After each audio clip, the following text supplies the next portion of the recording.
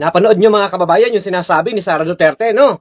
Kung noon ay puro no comment siya, no? Kunwari walang kinalaman, kunwari hindi niya gustong makisawsaw, pero ngayon, bigla pong nagbago ang kanyang naratibo, no? Deklarasyon niya ngayon ay handa siyang pumalit kay Bongbong Marcos kung kinakailangan. Sa gitna po ng panawagang mapatalsik ang parehong Marcos at Duterte sa gitna po ng mga aligasyon ng korupsyon, abuso sa pondo at kapalpakan sa pamamahala nitong parehas na ito. Isa lamang po ang malinaw.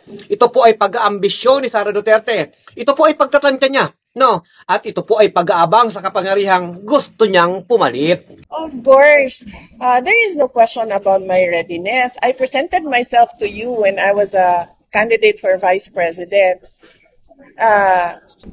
With the understanding that I am the first in line in succession. Pinresenta ko sa inyo, tumakbo ako bilang Vice President, pinresenta ko sa inyo yon ang sarili ko at alam ko na first in line ako sa succession. Wala nang tanong doon kung ano ang gagawin ko. Yun ang mandate sa akin ng Constitution. At alam ko yun. Nung ako ay tumakbo. At binoto ninyo ako as Vice President knowing that I am the first in line. Ang doble karang pagmumukha nito ni Sara Duterte, no? Kung titingnan po natin, noon, mainit po ang issue ng confidential funds, pambubuli sa DepEd, at mga pogo, yung backing networks po niya, biglang tikom po ang bibig nito ni Sara. Hindi nga ito nagsasalita, hindi ko nagpapakita, bigla na lang ito sumusulpot kapag may mga issue eh.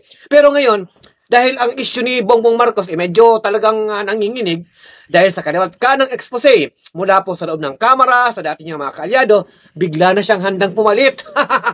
Bakit kaya? Dahil po naaamoy nito nila Sara Duterte at kanyang kampo na nabubulok na itong si Marcos pero mas bulok sila. Parehas sila nabubulok. At kapag may naghihingalo, may lagi pong nakaabang nalalamo na buwetre sa parehas na nabubulok. Si Sara po ay bahagi din ng problemang ibinubulgar ngayon. Hindi siya ligtas. Ang kapal nga, habang isinisisi ni Saldico at iba pang mga insiders ang bilyon-bilyong mga anomalya sa loob mismo ng pamahalaan habang lumalabas ang issue po ng mga kickbacks, insertions at pogo at link nito sa pag-ooperar, si Sara Duterte ay hindi rin po iwas. Simula pong yumaman ang mga diskaya sa panahon ng pamumuno ng kanyang ama. Si Sara Duterte po ay hindi na inosente, hindi iwas anomalya at pagnanakaw sa kabangbayan, at hindi siya po pwedeng pumalit dahil bahagi po siya ng parehas na nabubulok na sistema. Kasali rin po siya sa dokumentadong sangkot sa kontrobersiya mula sa confidential funds, overpriced na equipment, questionabling pagbawaldas ng pera, hanggang sa paggamit ng posisyon para sa personal at pampamilyang agenda. Tapos ngayon, siya raw ay papalit.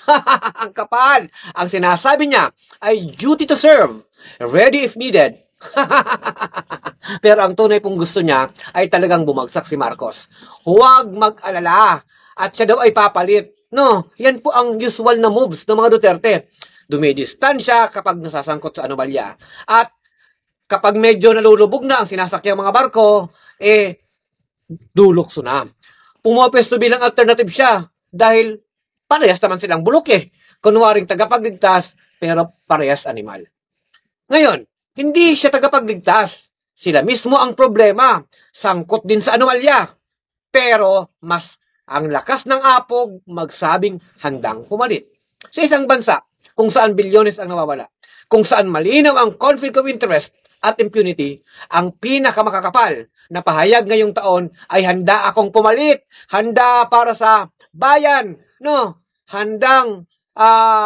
handa daw siya sa kung anuman na ipapagawa para sa mamamayan. Ang tanong mga kababayan, hindi nga siya umaharap sa pag-audit hindi nga siya handang ilabas ang paggasta niya sa DepEd at ginagamit na political machinery. Yan mga kababayan, yan ang nangyayari sa ngayon. Ito pong panahon na ito ay para sa paglilinaw sa ating mga kababayan. Hindi solusyon ang palit ng mga elitistang mga leader na parehong galing sa magkakaalyado, magkakamag-anak, at parehas nasa dynasty ng mga pamilya at parehong nabubulok. Kung may panawagan mang magpapatalsik, Hindi dapat ito magresulta sa pagpalit kay Sara o kaya sa anumang dynasty succession. Hindi dapat si Marcos ang papalitan ni Duterte. Hindi dapat si Duterte ang papalit sa isa pang Marcos. Hindi dapat umikot ang bansa sa dalawang pamilyang matagal ng bulok at ginagawang negosyo ang politika. No, ang kakapal ng muka na magpanggap na reserba sa bayan. Gayong iisa lang naman ang sanhi ng bulok na sistemang pinapapasan sa taong bayan. Hindi solusyon ang isa pang Duterte. Hindi sagot ang pag-aabang sa kapalpakan ng iba pang gustong umakyat sa trono. Ang kailangan po natin ay sistematikong pagbabago, hindi political dynasty, kasama si Sara sa dapat palitan. Yan po ang katotohanan.